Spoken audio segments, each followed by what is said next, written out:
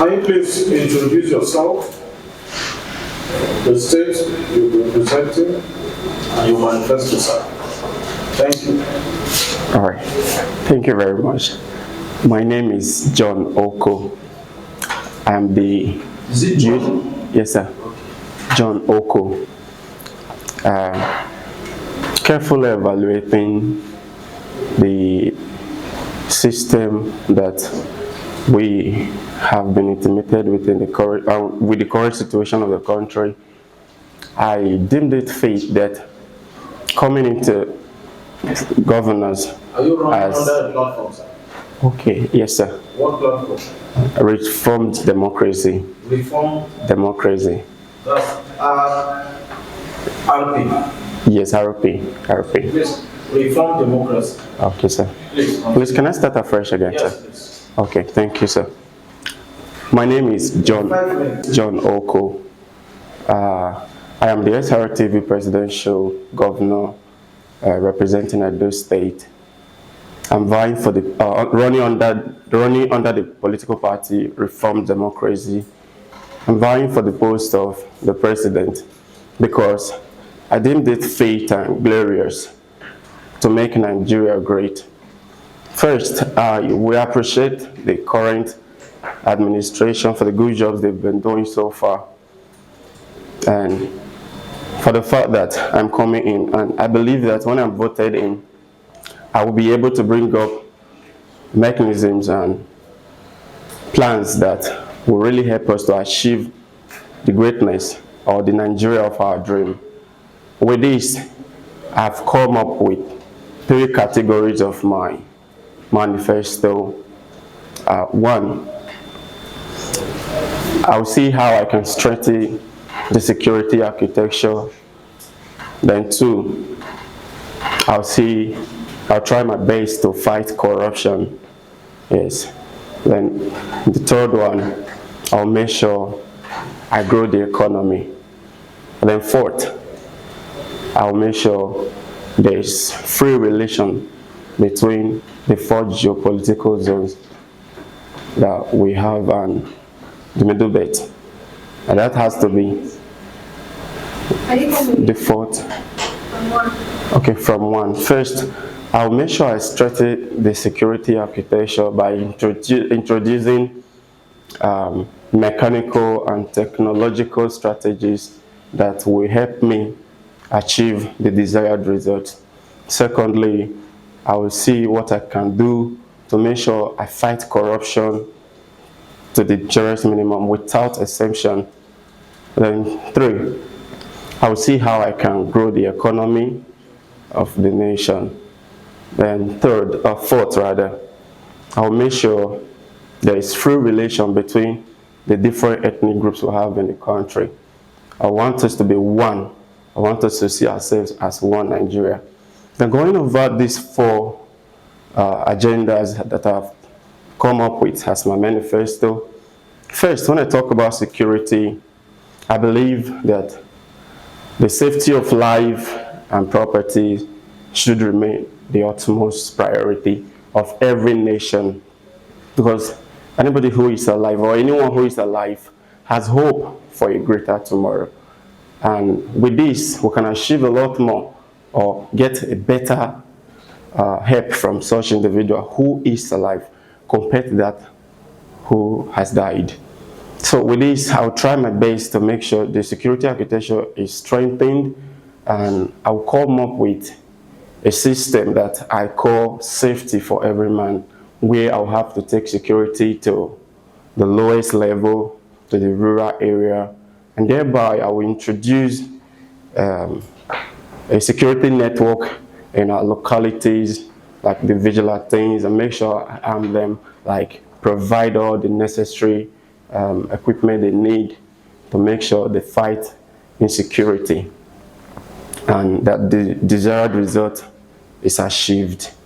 Then secondly, I'll see what I can do to fight corruption. Yes, in every growing or in any nation that aspires for greatness, if corruption is not well fought, there's no way that nation can grow. So with this, I'll try my best that to strengthen or to fight corruption rather. I'll make sure I use the law, the constitution, then the judiciary, the areas where they have been lagging, where they have not been meeting up with their responsibility. I'll make sure there is a thorough evaluation to make sure every loophole that is giving space for corruption practices in the country were taken care of. And thirdly, I'll go over the third agenda, which has to do with growing the economy. The progress of a nation, of every nation, is measured by the GDP of that nation. I'll make sure that what we produce is more than what we import into the country. With this, I will see what I can do to strengthen the agricultural sector. First of all, I'll make sure, because there are a lot of farmers in our nation today who really want to go into commercial farming, but because they don't have the financial strength to do all of this, the desired results are not gotten. At the end of every day, there is this shortage of what we produce. There is a reduction of what we produce. So by this, when I introduce a medium where they can get grants and loans that will enable them to go into large-scale farming, but this, at the end of the day, we achieve more on what we produce than what we import. On that ground, we will not have to be spending our resources to go get what we want from other nations. And also, I believe with this that other investors from other nations will be attracted, then they will come and invest in our nation, and this will grow our economy. Then secondly, the rate of unemployment.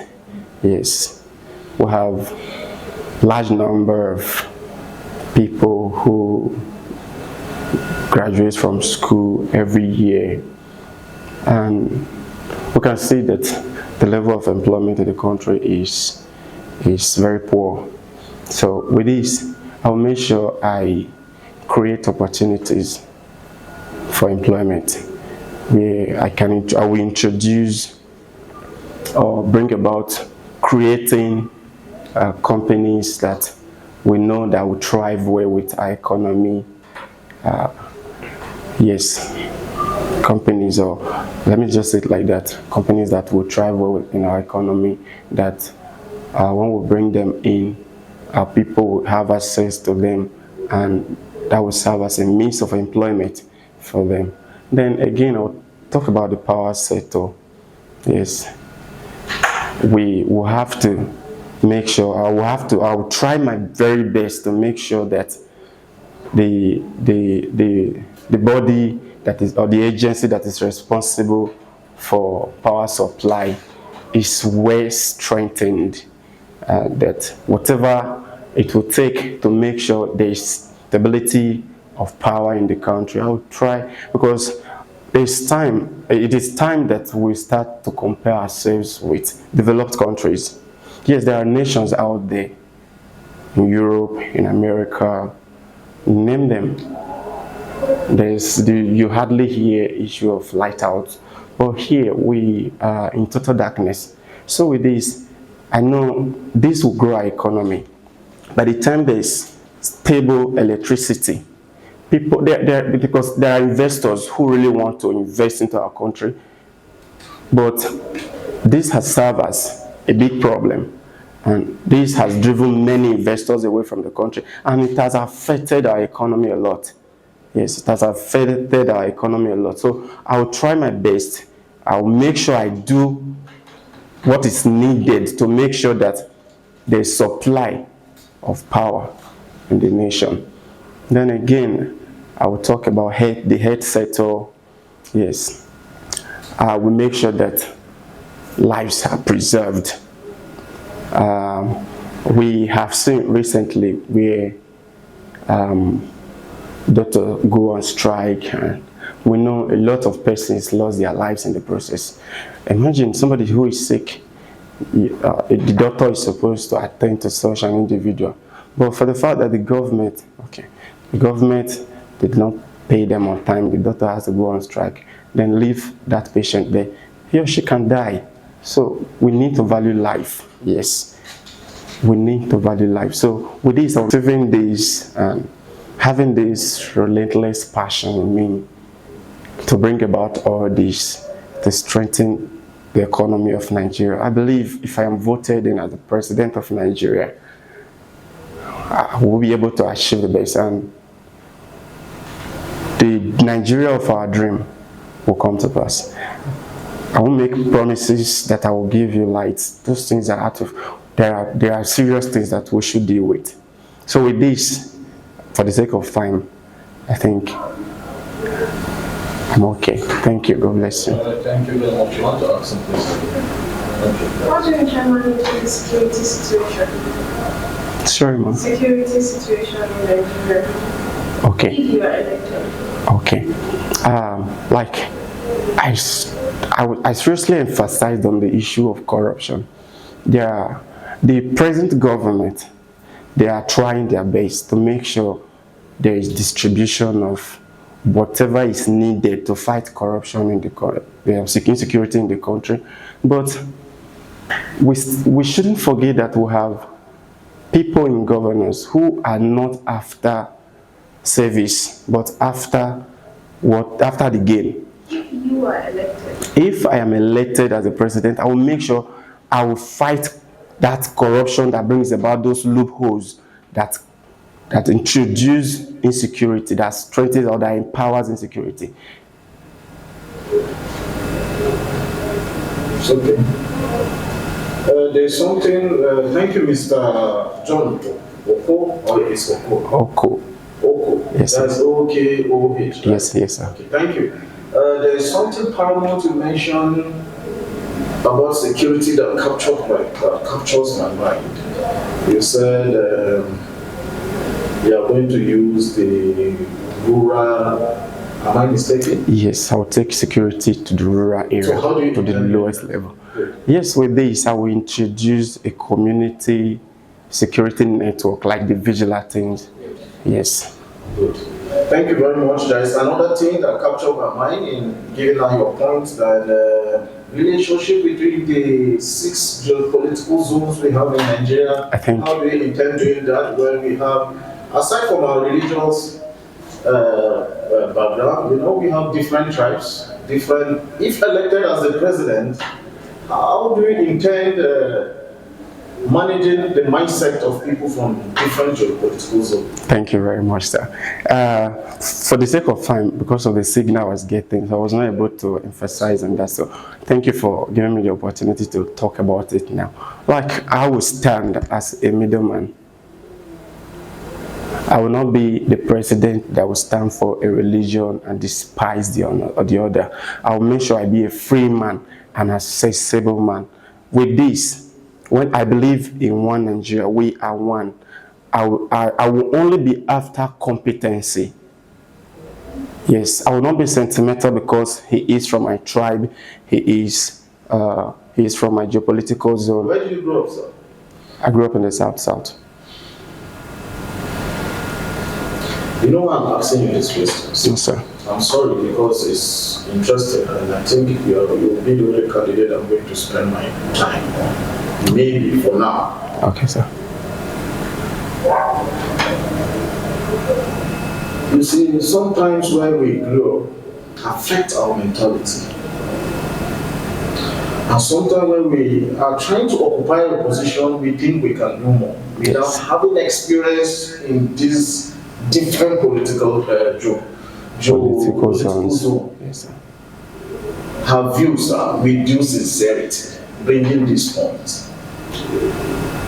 travel or try to mingle with these people from these different political zones? Yes, like I talk about being accessible.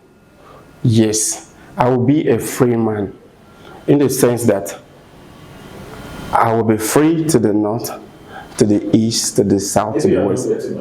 Have you, in sincerity, yes, sir, visit any of these your political zones? Very much, And sir. if you have not, how do you intend doing that? I have. Okay. I have visited, like before now, I was born and raised in Ondo State, in the Southwest.